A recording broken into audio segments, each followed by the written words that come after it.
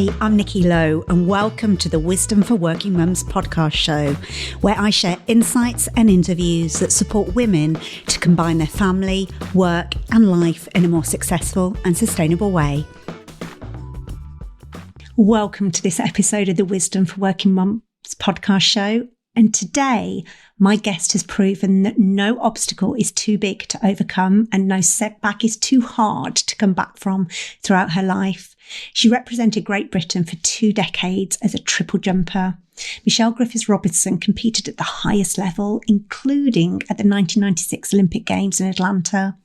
Now retired from elite sport and a mother to 3, Michelle has a new perspective about her body, her physical strength, and the messages she wants to spread. Michelle helps others impact their lives for the better, and she's here to share her wisdom and inspiration with us.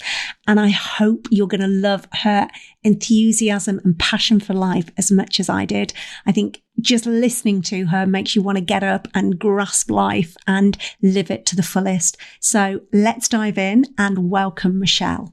So welcome, Michelle. Thank you so much for joining me on the Wisdom for Working Mums podcast show. Thank you so much for having me, Nikki. I've really been looking forward to this. So great.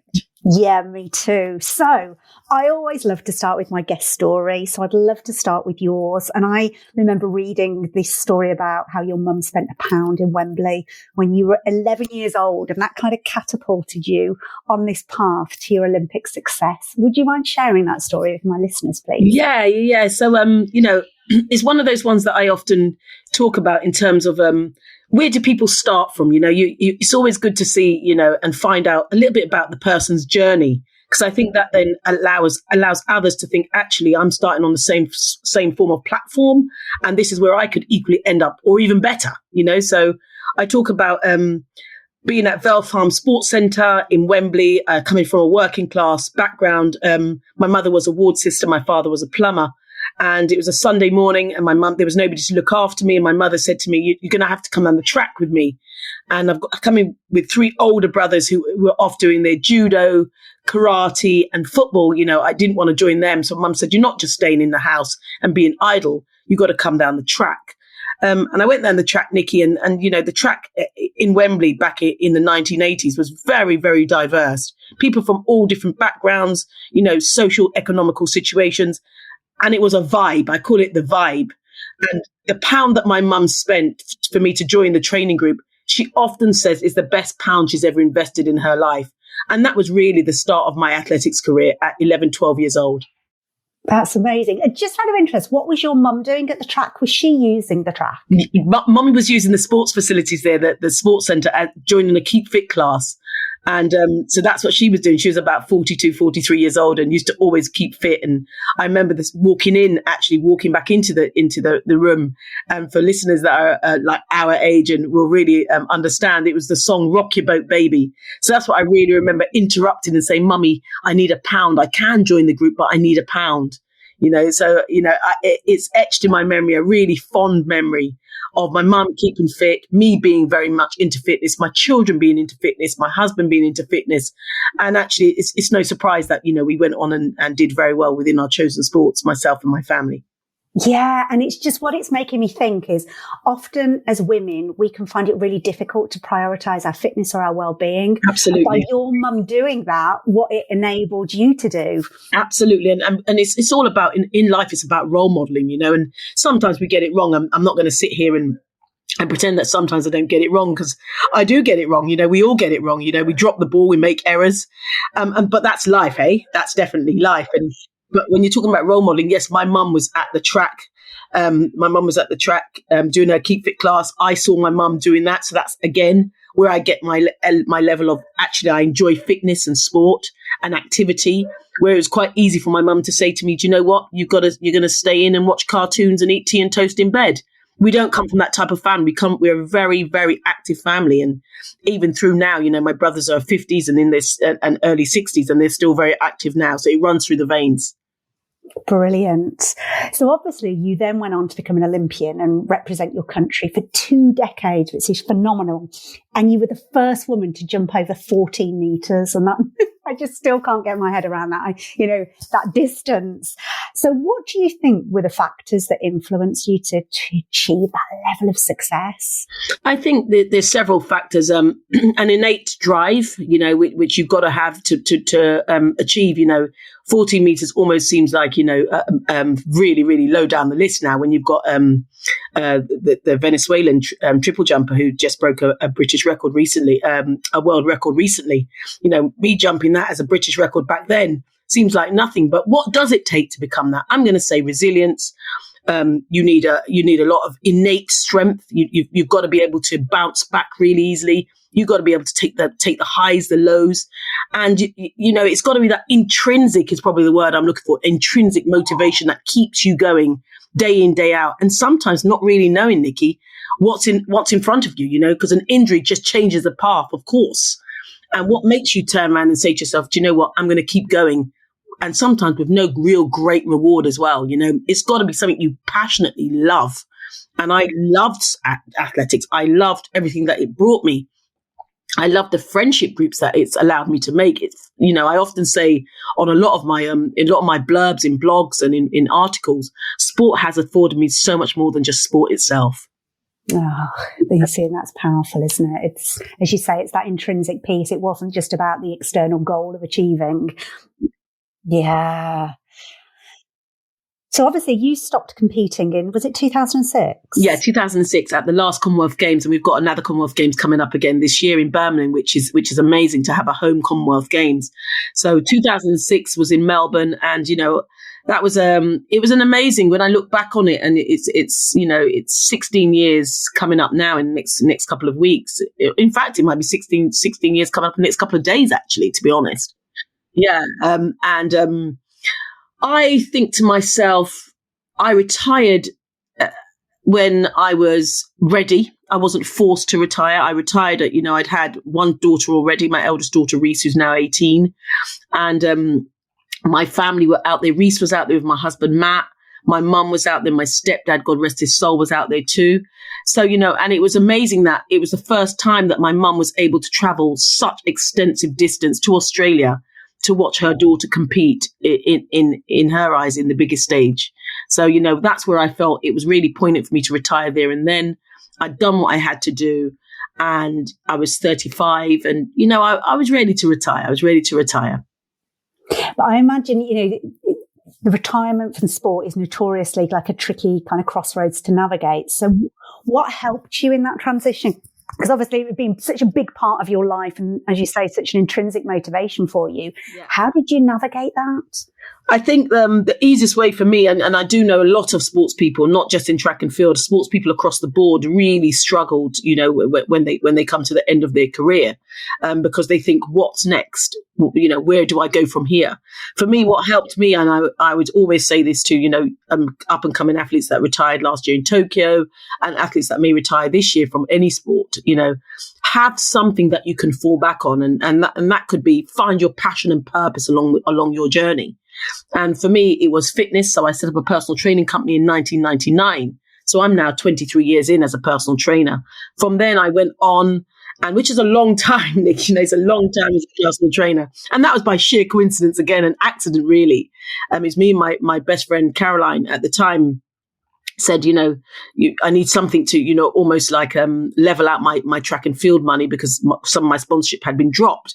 And I said, why don't we try a personal training course? Little did I know that this personal training course, again, was going to open up so many doors and avenues. And again, sticking within my purpose and passion of fitness and sport and helping people.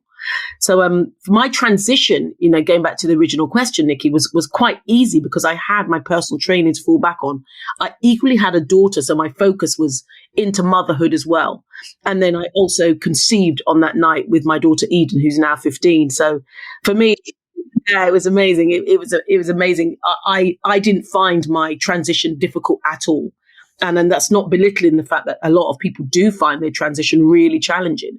Because, like I said to you, the phone stops ringing, the sponsors stop dropping. All of a sudden, it's who are you? And you have to almost recreate your identity and your brand to your life after sport.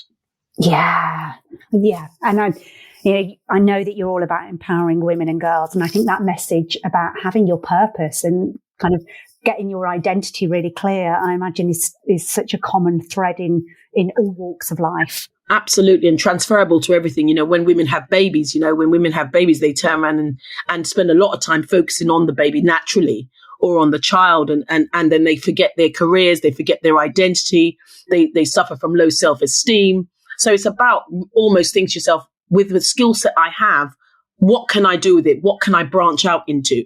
And I'm a firm advocate of find your passion and purpose, your niche, find what makes you tick, find what makes you smile, and roll with it. And it might be the most ridiculous idea to some, but that's an idea that can be created and make you feel bloody alive. Life is for living, so it's about finding, whether it's to open up your own little jewelry business. A friend of mine has set up a mosaic business. A friend called Dion, she set up a mosaic business, which is on Instagram. And I love the fact that she's doing that. Again, she's found her passion and purpose. And I really love those two words through menopause, So again, it's about using what's within your skill set to branch out and blossom. Yeah, I mean, you can just hear the energy in everything you do, Michelle, and that's so, it's infectious. But I imagine that really does come from finding that alignment with your passion and purpose. Yeah, for sure, Nikki, for sure. So you said that you had your first daughter 2 years before you retired, and then you've gone on to have 3 children. Is that right? Yeah, that's right. So I had my first daughter when I was 32, just nigh on 32 when I had my first daughter. Then 3 years later, I had my second daughter. And then 10 years after having my first one, I was 41, 356 days old. I had my third child, which was my son. So, and I feel very blessed again that, after having 2 very healthy girls, me really persuading Matthew to go in again. Very reluctant, I must say, not in the act, but in the actual baby. So yes, let's keep it real here, ladies. And we've got the most gorgeous little boy who's 8 years old. And again, another, one of the things I say, again, after I had Elijah, I was working for one of the charities that I work for, the Jane Kelly Holmes Trust, as a mentor for them. And 5-6 weeks after having Elijah, I was asked to go and run a program for 16 to 25-year-olds who are part of the NEET population, not in employment, education or training. And I was umming and ahhing, and should I do it? I spoke to my mum, spoke to my best friend Trace, and spoke to Matt, and they were like, look, Mish, write down the pros and cons of doing this program. And I was like, okay, so if I get in the work now, he's 5-6 weeks old. I can breastfeed. I can put some milk in the freezer. I can give him some formula. I worked out all the different options and decided that, I was going to run this program. And I did do the program. Literally 6-7 weeks after having him, I ran the program, and it was the best ever mentoring program I ran. And I remember walking into the room, and this is something that I really want to share with, with the working mums out there. I remember walking into the room of 25 young people from quite difficult, challenging backgrounds. And I just walked in there, and I said, listen, guys, my name's Michelle Griffith Robinson. I've just had my third baby 6-7 weeks ago. I've got, my breasts are leaking, so please forgive me. I'm feeling exceptionally vulnerable, but I want to be here. I want to help you guys to get your lives back on track. The program is called Get Your Lives on Track. And, or back on track. And the reason why it was such a success, Nikki, was because I showed that vulnerability as a person, as a human, and showing that vulnerability to young people who are themselves feeling vulnerable allows them to almost normalize that it's okay to feel vulnerable. But what we're going to do with this vulnerability, we're going to kick ass. We're going to make things happen. And it was the best program I've ran. And people said to me before, what made that program so good? And I say, I think what made that program really, really useful was because I showed my vulnerability, and I showed them that despite me feeling quite nervous, apprehensive, leaving my baby behind, being 3 stone overweight at the time, I'm there for you guys, and we can all work together and make this a success. And the program was a bloody success. I love that. And what a powerful message, because there's such, as we know, power in vulnerability, but it still makes it difficult to do. So how do you think that your experience in sport and kind of the life you've led has influenced how you raise your children? Because I'm really fascinated by this, because you must have learned a lot of, from the sports psychologists and how has that influenced, do you think, your mothering journey? I think that the one thing that I've, from parenting for me has always been an active lifestyle. You know, I've always been very active with my children, from going to all the classes that, you know, all the little gymboree sessions, music classes, swimming classes. I was always very present.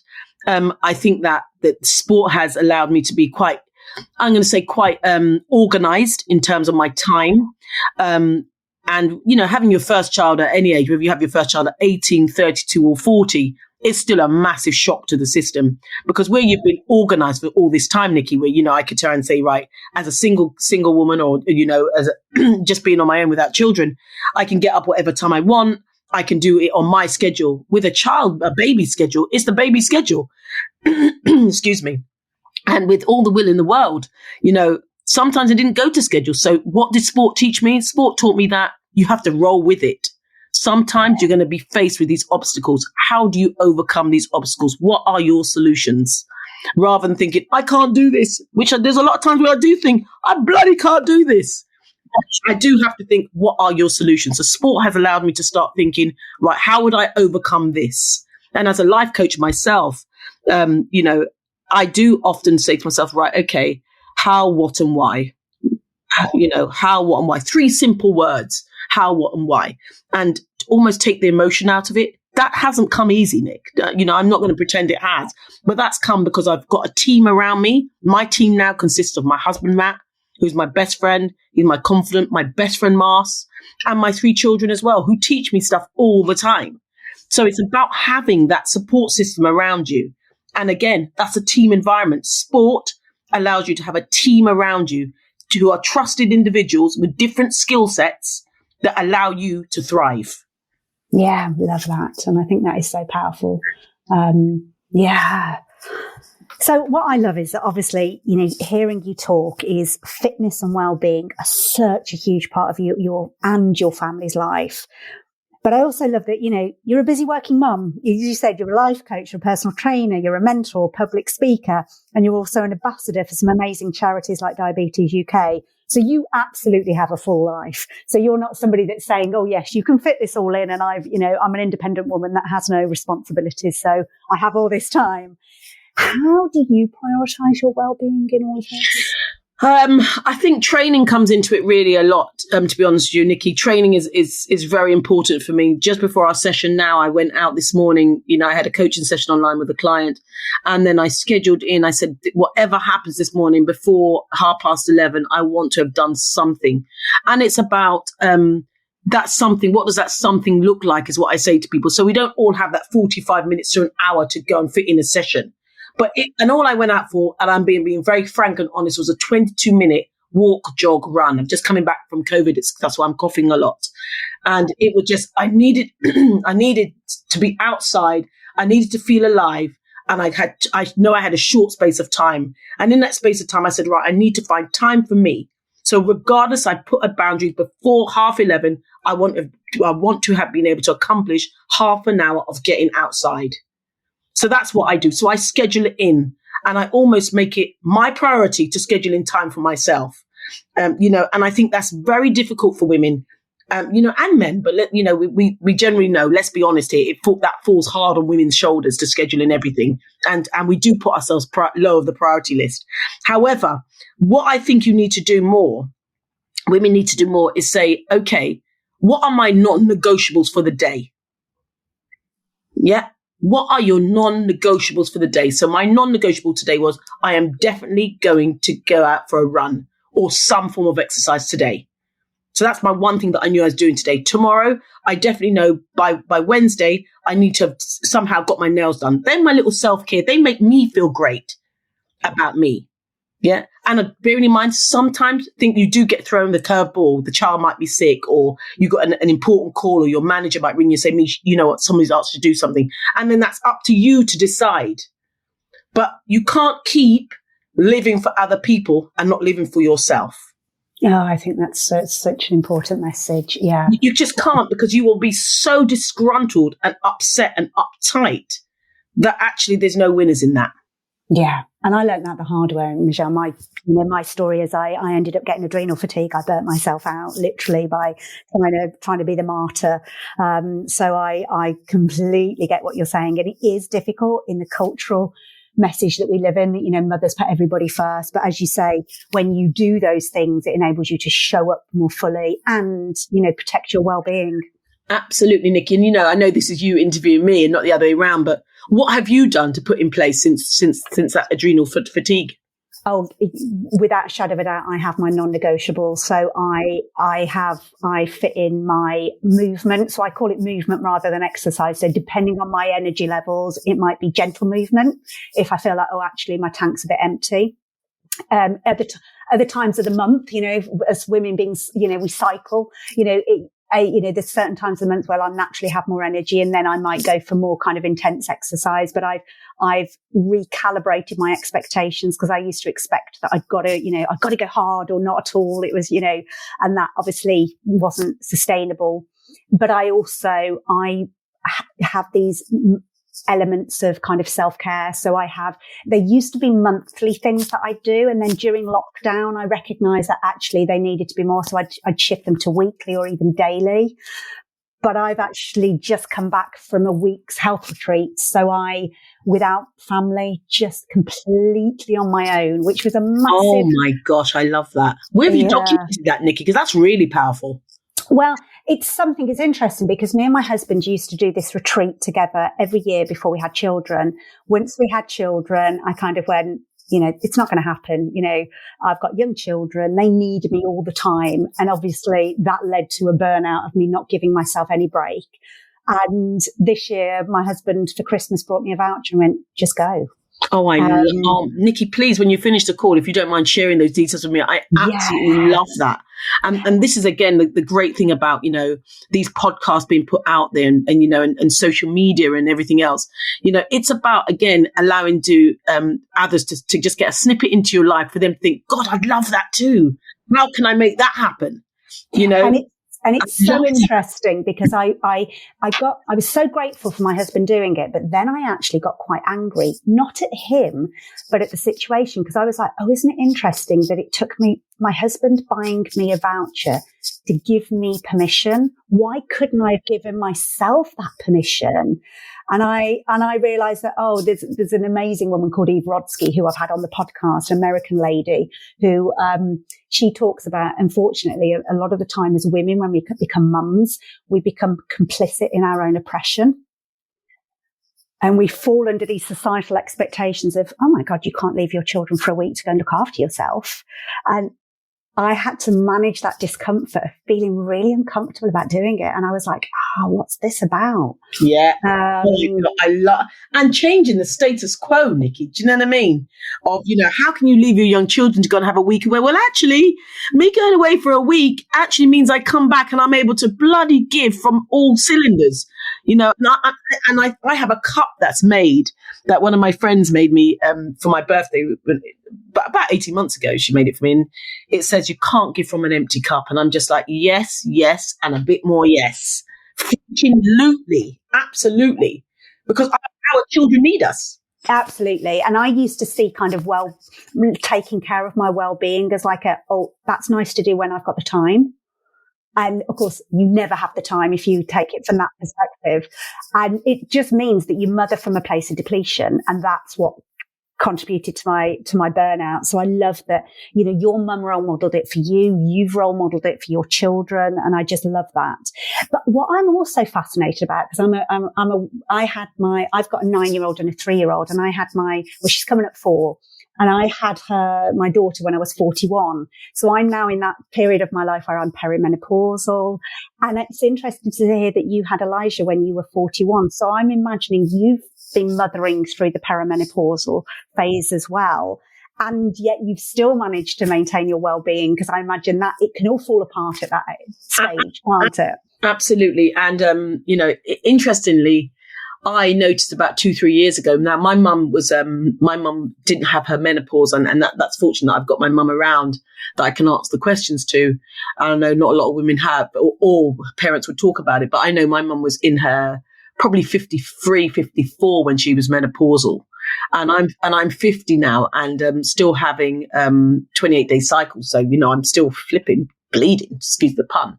And but I would say that it's only the last 2-3 years that I've noticed my perimenopause affecting my life, and affecting, my sex drive, low libido, days of where I would just feel like, oh my God, my energy levels were depleted.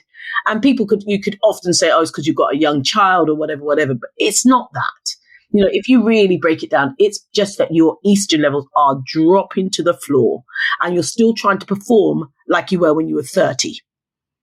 And that ain't happening. And that's the reality. It's about acceptance again, that that's not happening. But what can you do to help yourself? So yes, I take all the vitamins. I'm with JS Health Vitamins. I take a really good supply of vitamins through them. I eat relatively well. I'm active. My sleep could be better. And it goes through stages and phases of where I'm on top of it all. But the overarching is I need to explore HRT. And that's what's right for me. And I say to people listening, you've got to explore your options, what suits you as an individual and your lifestyle as an individual. It's all very well, I'm part of the menopause charity as an ambassador with Dr. Louise Newson. So I'm current. I wouldn't say I'm an expert because I'm bloody not, but I've got ways and means to find out the tools to support me. But you've got to find ways what support you. And if that is to go on a hormone replacement therapy, estrogen, testosterone, whatever it might be, but explore your options so that you don't hit rock bottom. Because what a lot of women are doing, perimenopausal women, our age and much younger, they are hitting rock bottom and they're looking for answers. And that's when you're really clouded. So I've chosen to go start exploring my options whilst I'm okay. I'm a 75%. I'm doing okay. Rather than going 35% and I'm struggling, and then your marriage breaks down because you have to be real with this. A lot of people's marriages are breaking down. Relationships with other women are distorted because of it. Your work in the workplace, you're distorted because of it. And this is why, as an ambassador for the menopause charity, I want workplaces to start recognizing, what does your workplace look like? Your workforce look like?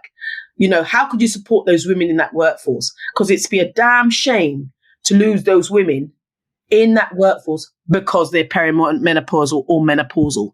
Yeah, absolutely. And what I'm hearing loud and clear, again, is that message of empowerment. Empower yourself with the knowledge, empower yourself with the connections. That Absolutely. You can make the right choice for you. Absolutely. 100%. Make the right choice for you. And there are so much stuff out there. And sometimes it can be quite overwhelmed with all the knowledge and information out there. But I would say to people, go to the there's a Balance app, which is by Dr. Louise Newson. Go on to the menopause charity.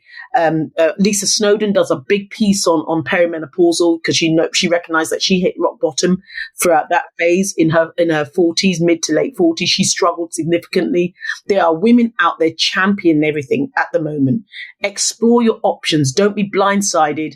Explore what works for you, whether it's natural, whether it's, hormone replacement therapy, transdermal is made from yams anyway. So it is natural. But there's natural solutions out there as well, real natural solutions. Explore your options and arm yourself with the right tools to equip you to go through this transition as good as you can. Brilliant.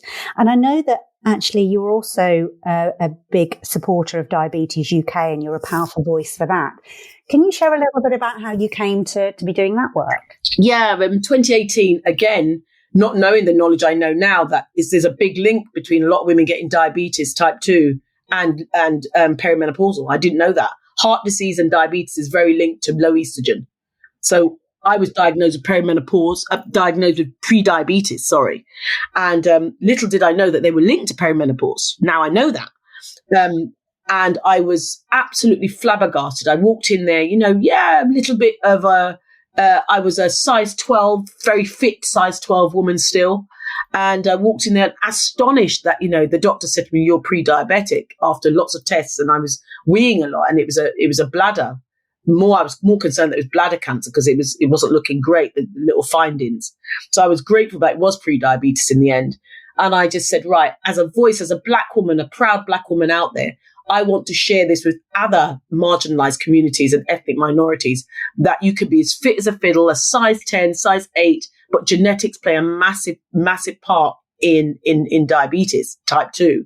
So look at your options. Again, that's why I've decided to join Diabetes UK and be a voice, be a voice for other Black, Asian, minority ethnic women, to get out there and look at your food, your intake, your movement, your exercise, looking after yourself rather than realizing that you're having to get a prescription every month for diabetic tablets.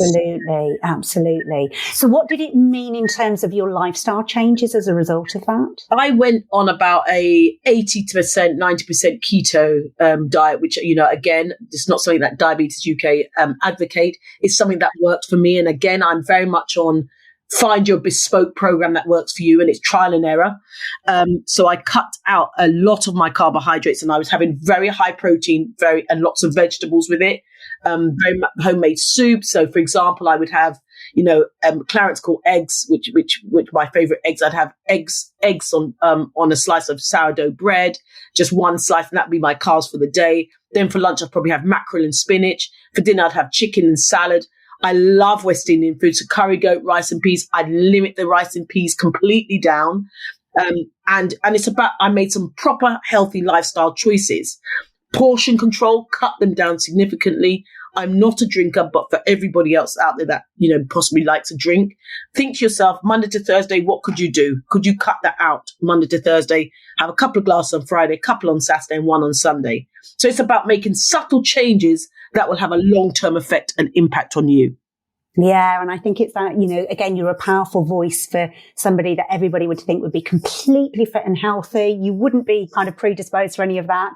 So yeah, I think the fact that you're this powerful voice sharing that is so important. Thank you. Yeah. That's, like I said to you, Nikki, that's my thing is to, I want to be authentic. I am authentic in my approach.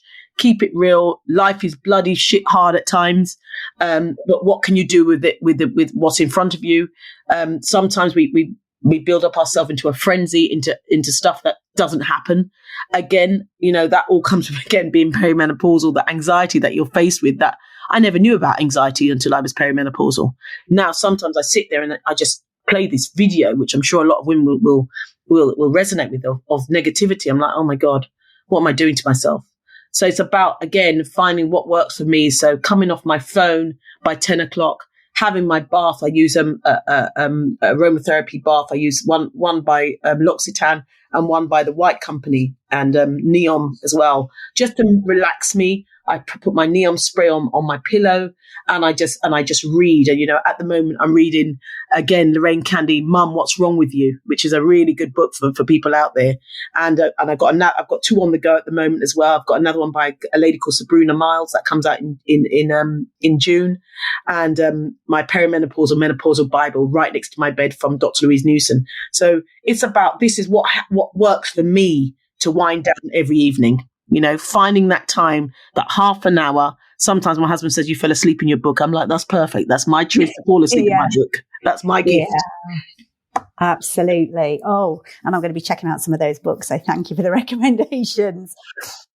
So if there's just one thing that you hope a working mum who's listening to this podcast takes away from listening to what you're saying, what would you want that to be? Wow, Nikki, man, I'd say, can I give a couple and then they can Yes, choose? of course you can. Of course you can. I would say I would love them to recognize their worth in their ability. And sometimes, with things that are going on in the world, circumstances that are around you, how you're feeling within your health, sometimes you can devalue yourself. Go back and reflect on your journey of how far you've actually come. And congratulate yourself. So in essence, go back, reflect on the journey you've traveled so far and congratulate yourself. Because we don't spend enough time congratulating ourselves. And I think the next message I would give out there is start to recognize that you are the author of your own story. Control what's in it. They're two good ones, Michelle. I love that. Oh, thank you so much.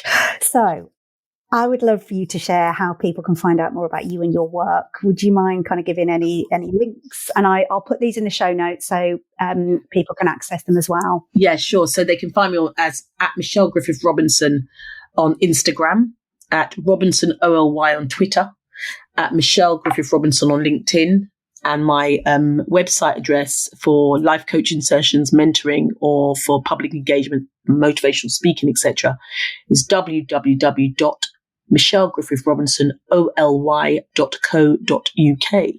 But I often say to people, it's okay finding me, go and find you. That's the most important thing. Oh, I just want to drop the mic there. That was incredible. What a way to end. So thank you, Michelle. My pleasure. My pleasure. If you've enjoyed this episode of Wisdom for Working Mums, please share it on social media and with your friends and family. I'd love to connect with you too. So if you head over to wisdomforworkingmums.co.uk, you'll find a link on how to do this. And if you love the show and really want to support it, please go to iTunes, write a review and subscribe. You'll be helping another working mum find this resource too. Thanks so much for listening.